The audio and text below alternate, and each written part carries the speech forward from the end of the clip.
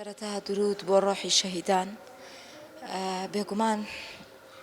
هەر کەسێک کە لە باشووری کوردستانە تیرۆر ئەگرێت دەستێکی خیانەتکاری ناوخۆی لە پشتە. تیرۆرکردنی هەردوو هاوڕێمان یاخود بڵێن شەیدکردنی هەردوو هاوڕێمان گولستان تاراوە هێرۆ بەهادین بێگومان بەدەستی سیخوڕی ناوخۆیە و لەلایەن دەوڵەتی داگیرکەری تورکەوەیە. ئێمە زانین کە هەر ڕۆژنامەنووسێکی ئازاد کە کار ئەکات لەلایەن دەوڵەتی تورکەوە بە ئامانجەگیرێتی لە هەر شوێنێکی کوردستان بێ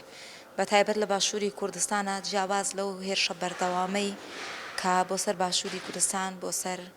خاک و گوند و وار و چیای ئێمە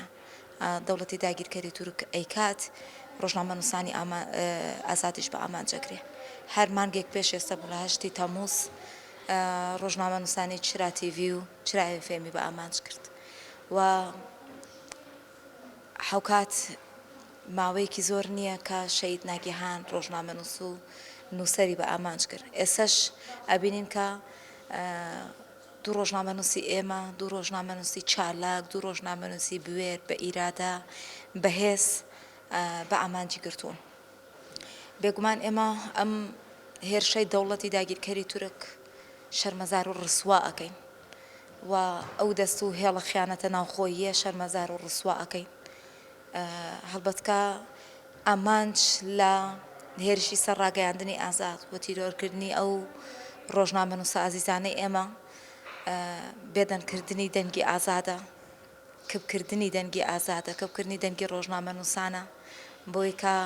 ئەو تاوانکاریە و ئەو خیانەت و ئەو هێرشانەی کە ئەوانەیکەن بۆ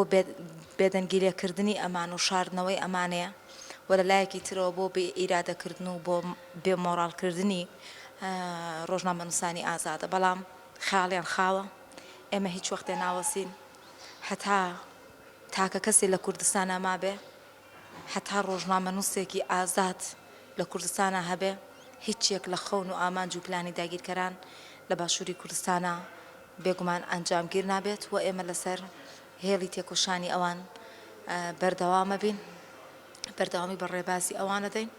ئەوان لەسەر داگیرکەر لەسەر هێڵی خیانەت لەسەر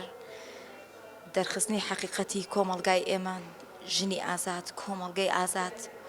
ئەوان لەسەر ئەو هێڵە جاسووسێکە لە باشووری کوردستان لەسەر ئەو عەقڵە فاشیستەی دەوڵەتی تورکیشیانە کرد. ئێمەش بە هەمان ئامانجی ئەوان لەسەر هەمان کار و ڕێبازی ئەوان بێگومان بەردەوامەکەین نەهێرشەکان نەهڕەشەکان نەترس هیچ شتێک نییە ئێمە بوەستێنێ. ئەوان لە دەنگی ئازادە ترسن ئەوان لە دژی هەر تاگێکی کوردن دژی مناڵی کوردن دژی گەنجی کوردن ئەوان ئەیانێتەوە تاوانکاریەی کە ئەیکەن لە کوردستانە بیشارنەوە نەگات بە کۆمەلگای نێودەوڵەتی بۆیش کە بە ئامانجیان نەگرن ئەوان لەسەر نایانوێت کە ئەو هێڵە خیانەتەی کە کاری لەسەرەکەن کە بوون بە ئەجێندا و عەقڵی دەوڵەتی تورک لە باشووری کوردستانە ئەیانێتە ئەمە بشارنەوە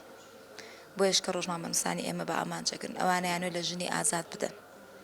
زانی ئەو ژنانەی کە شەهید کران پێشەنگی ئێمە بوون و هەر پێشەنگی ئێمە شەبن ئەوان کاریان لەسەر حەقیقەتی کۆمەلگا کرد بۆیش کە دەوڵەتی تورک بە ئامانجی گرتن بۆیش کە هێڵی خیانەت بە ئامانجی گرتن. بەڵام خوێنی ئەو لە دەمارەکانی هەمومانە هاتوو چۆکات هیچ شتێنی ئێمە بوەستێنێ ئەو قەڵەمێکە ئەوان گرتبوویان بەدەستەوە ئێمە بەردەوامی پێ ئەدەین. ڕۆژانە ئێمە پلانمانە گرت چۆن ئیش لەسەر هێڵی خیانەت بکەین ئێمە پلانمانە گرت ڕۆژانە چۆن ئەو تاوانکاریانەی کە ئەیکەن بۆ کۆمەلگەی کوردستان و کۆمەلگای نێودەوڵەتی بخەنێڕوو هەر ژنێک کە ئەکوژرا ئێمە هەوڵمانەدا کە ئیشی لەسەر بکەین پێکەوە. ئێستش کە ئەوان پێیان وایە کەنین بەڵام لەلای ئێمە زیندوون ئێمە بەردەوامی بەو خەبات و تێکۆشانی ئەوانت هەر تاکێکی کورد هەر ڕۆژنامەنووسێکی کورد بە تایبەت ڕۆژنامەنووسانی ژنی کورد ئەبێ ڕاوەستەیەک لەسەر ئەمە بکات بۆچی بە ئامانجگیران تۆ کاتی ڕاوەستە ئەەکەی لەسەر ترسێکی وەها ئەو کاتێ ئەگەی چ پلانێک لەسەر تۆ بەڕێوە ئاچێت ئەگەر بزانن ئێمە بۆچی کارمان کردووە پێکەوە بێگومان لە دژی ئەم هێرشە لە دژی ئەم تیرۆرە لە دژی ئەم تاوانکاری ئەوەستنەوە بۆیە کە گرنگە ئێمە بێگومان بەردەوامە بین گرنگە کە ڕۆژنامەنووسانی تریش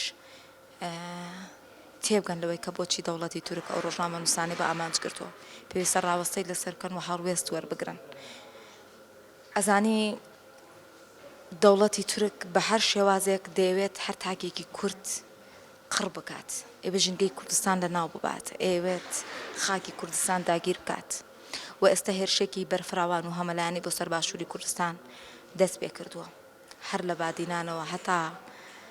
ناوچەکانی دیکە هەتا گوند و واری ئێمە بۆ یەکە ئەمڕۆ دوێنێ بادینان هێرشیان هێناوەتە سەر بادینان ئەمڕۆ ڕۆژنامە نووسانی ئێمە شەهیدەکەن و برینداری ئەەکەن هێرشەکەنە سەریان سوێنێ بۆ سەر هەر تاکێکی ترە بۆ سەر ڕۆژنامە نووسێکی تر هەر کەسێک دەنگ لە بەرامبەر بەنادادی و داگیرکەر و فاشیزمە هەڵبڕێت دەوڵەتی تورک وە هێڵی خیانەت کە زمان حاڵی ئەوان لە باشووری کوردستانە بە ئەمان جێگرن بۆیە جیاوازی نییە ئەو ئازار و ئەو ئێشەی کە بە بنەماڵەی هێرۆ گەیشت و ئەشێ بە بنەماڵی هەر یەکێکمان لە باشووری کوردستانە بکات خۆ هێرشتەنیا بۆ سەر ڕۆژنامە نووسانی ئازاد نییە بۆ سەر منداڵانە بۆ سەر گەنجانە بۆ سەر ژنانە بۆ سەر هەر کەسێک بۆ سەر هەر وڵات پارێزێکە ئەمە دوایەمی کۆمەڵکوژی دەوڵەتی تورک نییە لە باشووری کوردستانەکە کردوێتی دایان و سەدان کۆمەڵکوژی تریان کردووە بە هاوکاری پەدەکە و ئەمە دوایانیش نابێت بۆیە ئەشێ هەر کامێکمان خۆمان ئامادە بکەین هەر کامێکمان بکەینە ئەو بارودۆخەی کە ئێستا ئەوانی تێکەوتووە کە ئێستا ئێمەی تێکەوتووە بۆیە گرنگە کە هەمووان پێکەوە خاوەندارێتی لە شەهیدانمان بکەین و هەڵوێست لە بەرامبەر بە داگیرکەراوە بکرین